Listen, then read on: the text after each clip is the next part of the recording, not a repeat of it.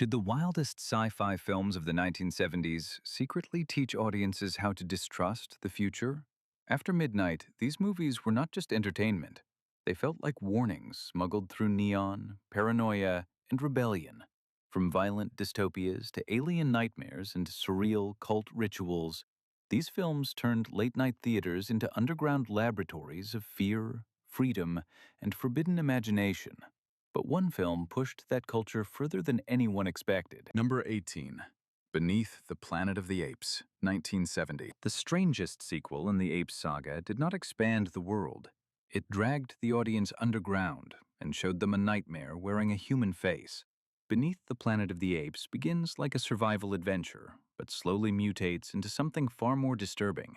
A ruined Earth where intelligent apes rule the surface and scarred human mutants hide below, worshipping an atomic bomb like a holy relic. That image alone feels built for midnight audiences because it turns religion, war, science, and apocalypse into one radioactive fever dream. The film's power comes from its reckless darkness. It does not offer clean heroism or comforting rebellion. Instead, it suggests civilization has already destroyed itself, and the survivors have learned absolutely nothing. The underground cult scenes are bizarre, theatrical, and deeply unsettling, giving the film a transgressive edge that pushed mainstream sci-fi into dangerous territory. As a midnight movie experience, it worked because it felt forbidden, angry, and almost irresponsible. Its punchline? The future may not be saved by humanity, because humanity is the thing that keeps detonating it. Number 17. The Omega Man, 1971. One man driving through an empty city can be scarier than 1,000 monsters, especially when the silence feels like judgment. The Omega Man throws Charlton Heston into a plague-ravaged Los Angeles where civilization has collapsed. Daylight belongs to him, and the night belongs to a hooded cult that wants to erase the old technological world. Based on Richard Matheson's I Am Legend, the film transforms post-apocalyptic survival into a paranoid culture war between science, disease, faith, and fear. For midnight audiences, this was not just another Last Man on Earth fantasy. It had the raw mood of a country still processing social unrest, racial tension, biological panic, and distrust of authority. Heston's Neville is both hero and relic, a heavily armed symbol of the world that failed. The infected family, meanwhile, are not simple monsters. They are damaged survivors turning hatred into doctrine. That tension gives the film its transgressive bite. It asks whether the last civilized man is saving humanity or clinging to a dead system. Its cult power comes from that uneasy question. When the world ends, who gets to decide what normal means? Number 16. THX 1138, 1971. Before George Lucas built a galaxy of adventure, he built a prison of whiteness, sedation, and obedience. THX 1138 is the kind of sci-fi that does not entertain in the usual way. It isolates, watches, and slowly suffocates the viewer. Set inside a sterile, underground society where emotions are controlled, desire is criminalized, and people are reduced to coded identities, the film feels less like a story and more like a warning signal from a future that has already lost its soul. Its transgression is quiet but powerful. There are no flashy rebels or heroic speeches at first, only blank corridors, mechanical voices, drugged citizens, and the terrifying idea that oppression can look clean, efficient, and calm. For midnight audiences hungry for anti-establishment cinema, this was science fiction stripped of comfort. It challenged consumer culture, religious authority, surveillance, and emotional conformity with cold precision. Robert Duvall's central performance gives the film a human ache beneath the machinery. The result is a cult object of pure paranoia. Its final escape feels less like victory than a dangerous first breath after years of manufactured silence. Number 15. Silent Running, 1972. A man saving forests in space should sound noble, but this film makes the mission feel haunting, lonely, and morally dangerous. Silent Running follows Freeman Lowell, a caretaker aboard a spacecraft carrying the last surviving forests from Earth, protected inside giant domes while humanity seems to have moved on without regret. What begins as an ecological plea becomes a strange, intimate portrait of obsession. Bruce Dern plays Lowell not as a simple hero, but as a man so devoted to nature that he becomes capable of violence in its name. That moral complication made the film perfect for a decade suspicious of corporate progress and environmental destruction. Its robots, Huey, Dewey, and Louie, add unexpected tenderness, making the story feel like a broken fairy tale drifting through space. For late-night audiences, the movie offered something different from laser battles and clean futurism. It was mournful, political, and deeply weird. The transgression lies in its emotional reversal. The most human character may also be the most dangerous. By the end, the film leaves behind a painful question.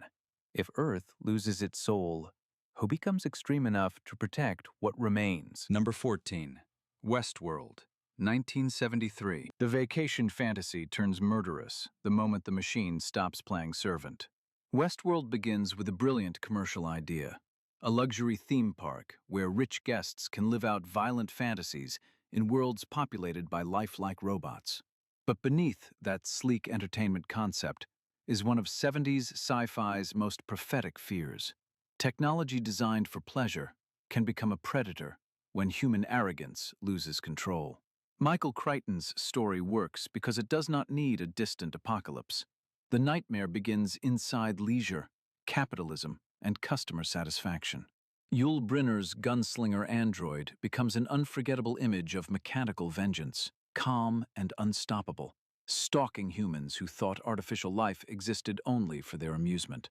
For midnight audiences, this was deliciously unsettling. It attacked consumer fantasy from the inside and made the audience wonder whether every controlled environment eventually turns against its owners.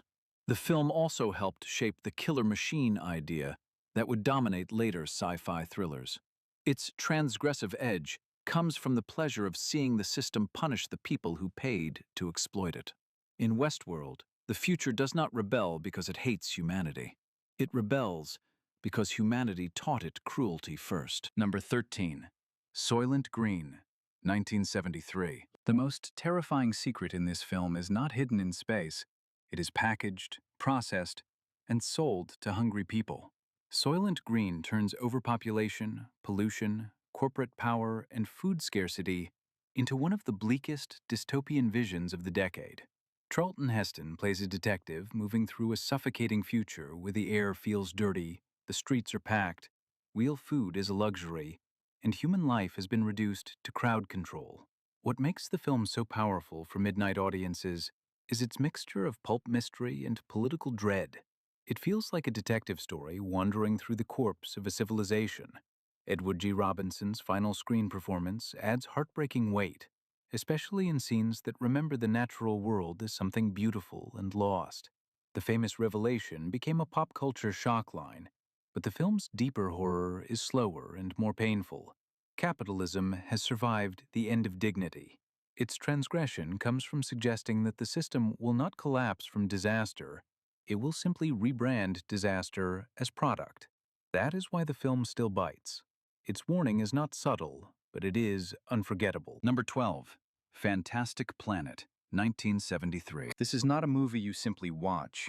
It feels like a dream smuggled out of another species' nightmare. Fantastic Planet is one of the most hypnotic animated sci-fi films ever made, a surreal French-Czech vision where tiny humans, called ums, live under the control of gigantic blue beings known as drags. The premise sounds like fantasy, but the film cuts deeper as an allegory about oppression, colonialism, dehumanization, and rebellion. Its strange cutout animation, eerie music, and alien rituals make every frame feel handmade, forbidden, and quietly dangerous. For midnight audiences, this was perfect fuel. Psychedelic enough to feel trippy, political enough to feel subversive, and weird enough to separate casual viewers from true cult film believers. Unlike mainstream sci-fi, it does not explain everything or soften its alienness. It lets the viewer feel small, watched, and misunderstood. That emotional displacement is the film's secret weapon. It makes humanity the pet, the pest, and finally the rebel. Fantastic Planet proved that animated science fiction could be more adult, more political, and more unsettling than live-action spectacle. Number 11. Dark Star, 1974. Space travel has never looked more heroic than when it is falling apart in the dumbest, saddest, funniest way possible. Dark Star is the anti-space epic, a scrappy, low-budget cult film that turns cosmic exploration into boredom, malfunction, and absurd survival. Directed by John Carpenter and written with Dan O'Bannon, the film follows a weary crew drifting through space on a mission to destroy unstable planets. But the real danger is not alien invasion. It is loneliness, broken equipment, and a bomb with philosophical opinions. That absurd detail captures the film's rebellious spirit. It mocks the clean grandeur of space adventure and replaces it with beach ball aliens, exhausted astronauts, and deadpan existential comedy. For Midnite theaters, this kind of weirdness was gold. It felt homemade, sarcastic, and completely uninterested in behaving like respectable science fiction. Yet beneath the comedy is a real sense of cosmic emptiness. These men are not conquering the universe. They are barely surviving their own assignment. Its impact grew through cult admiration and later connections to Alien, especially through O'Bannon's career. The films shows the future may be vast, but it is still run by tired people and broken machines. Number 10.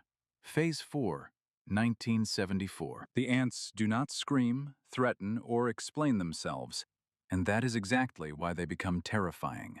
Phase 4, the only feature directed by legendary designer Saul Bass, is one of 70s sci-fi's most hypnotic oddities. Instead of giant monsters or alien invaders, the film imagines ordinary ants developing a mysterious collective intelligence in the desert, building geometric towers and conducting a silent war against human observers. Its horror is patient, almost ritualistic. The insects are filmed with such precision that they begin to feel like an alien civilization hiding in plain sight. For Midnite audiences, this was the kind of film that rewarded curiosity and unsettled anyone expecting normal creature feature thrills. The story's human scientists try to analyze the ants, but the deeper the experiment goes, the more it feels as if humanity is the test subject. That reversal gives the film its transgressive power. It removes humans from the center of creation and suggests another intelligence may be better organized, colder, and more deserving of the future. Phase 4 does not roar, it crawls into the mind. Evolution may not ask permission before replacing us. Number 9. Zardoz, 1974. A giant stone head floating through the sky and preaching violence is not just an opening image. It is a warning that normal cinema has been left behind. Zardoz is one of the strangest science fiction epics of the 70s, a film so bizarre, ambitious, and aggressively symbolic that it almost dares the audience to reject it. Sean Connery stars as Zed, a brutal warrior living in a divided future where savage outsiders are controlled by immortal elites hiding inside a protected paradise. The premise alone is already loaded with class anger, social decay, false religion, and rebellion. But director John Boorman pushes it into full surreal territory. The costumes, dialogue, philosophy, and dreamlike visuals feel less like mainstream sci-fi and more like a midnight hallucination dressed as a political myth. For late-night audiences, that was the attraction. Zardoz did not behave. It mixed sexuality, immortality, violence, spiritual confusion, and anti-establishment fury into a film that felt too weird for polite viewers, but unforgettable for cult cinema lovers. Its reputation grew because it refuses to be ordinary, even when it becomes messy. The film asks whether a society that conquers death also loses its hunger, creativity, and soul. Zardoz may not be smooth, but it is alive in a way safer sci-fi rarely dares to be. Number 8. The Stepford Wives, 1975. The perfect suburb is always most frightening when everyone inside it keeps smiling. The Stepford Wives begins with domestic calm, but beneath its polished kitchens and friendly neighbors is one of the decade's sharpest social nightmares. Joanna Eberhardt moves with her family to Stepford, a peaceful Connecticut town where the women seem strangely obedient, overly cheerful, and almost mechanically devoted to pleasing their husbands. At first, the horror feels subtle. A strange comment, a blank expression, a friendship that suddenly changes. But slowly, the film reveals a chilling science fiction engine beneath the manners of suburbia. Its power comes from turning the home into a laboratory of control. In the 70s, when conversations around feminism, marriage, gender roles, and independence were becoming louder, this story hit a nerve. For midnight audiences, the film offered more than suspense. It offered a dark joke about the fear of women becoming free. The men of Stepford do not want love, partnership, or complexity. They want replacement, silence, and convenience. That idea gives the film its transgressive force. It attacks the fantasy of the perfect wife by exposing it as something monstrous. The horror is not a monster in the basement. It is the polite social order itself. The Stepford Wives still feels sharp because its nightmare is not futuristic enough to feel distant. Its final warning lands with cold precision. Sometimes the most terrifying machine is the one built to look like tradition. Number 7. Rollerball, 1975. The crowd roars, the bodies fall, and the system calls it entertainment. Rollerball is one of the harshest visions of controlled violence in 70s science fiction. A film that imagines a future where corporations have replaced nations and a brutal televised sport keeps the population distracted, obedient, and emotionally sedated. James Caan plays Jonathan E., the superstar athlete who becomes too popular for the system that created him. That is where the film becomes more than an action spectacle. It is not really about the game. It is about power-fearing individuality. The sport itself is filmed like ritualized punishment, with steel, speed, motorcycles, and impact turning the arena into a corporate coliseum. For late-night audiences, Rollerball had the perfect mixture of violence and political suspicion. It looked exciting on the surface, but underneath, it accused mass entertainment of becoming a weapon. The more the crowd cheers, the more disturbing the film becomes. Jonathan's refusal to disappear makes him dangerous because he reminds people that one person can still matter in a world designed to erase personal identity. That rebellious idea gave the film its cult bite. In a decade suspicious of authority, media control, and corporate power, Rollerball felt like a warning disguised as a blood sport. When society turns violence into pleasure, the real game is never on the track. The real game is control. Number 6. Death Race 2000, 1975. America becomes a game show from hell, and the audience is invited to cheer for the crash. Death Race 2000 is outrageous, violent, satirical, and proudly tasteless in the way only the most dangerous cult movies can be.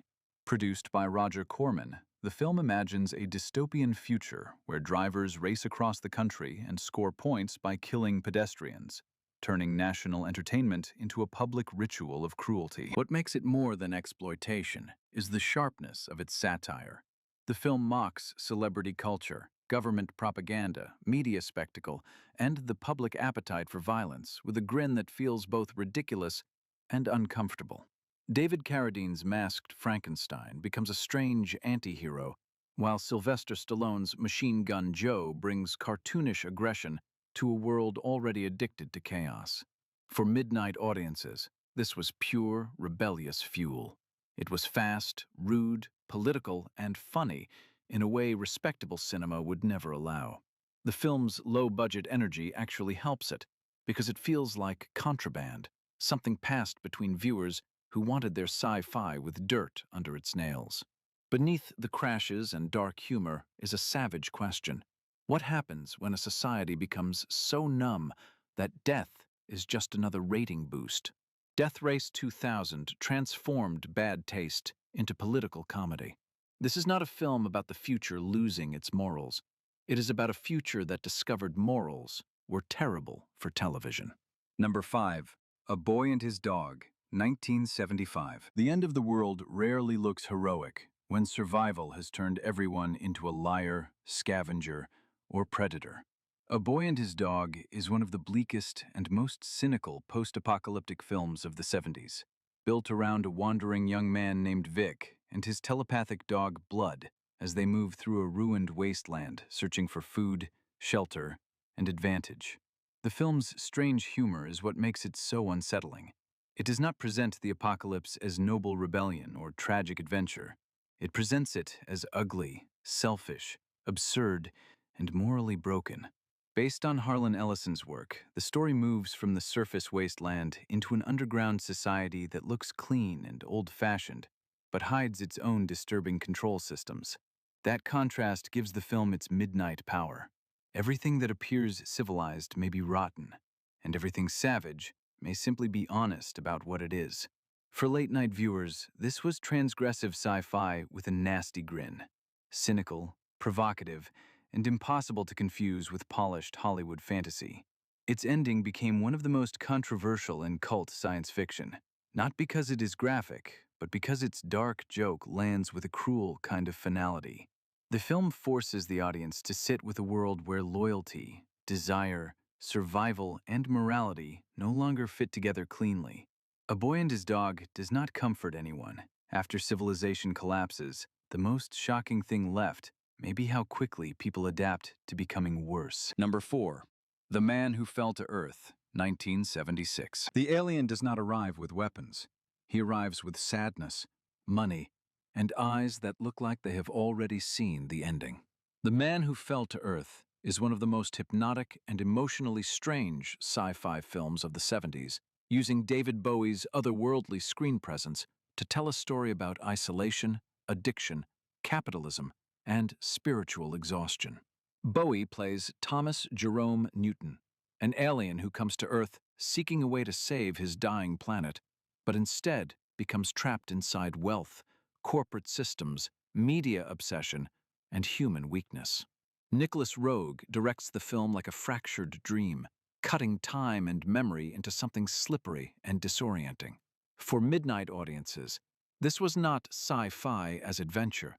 It was sci-fi as alienation.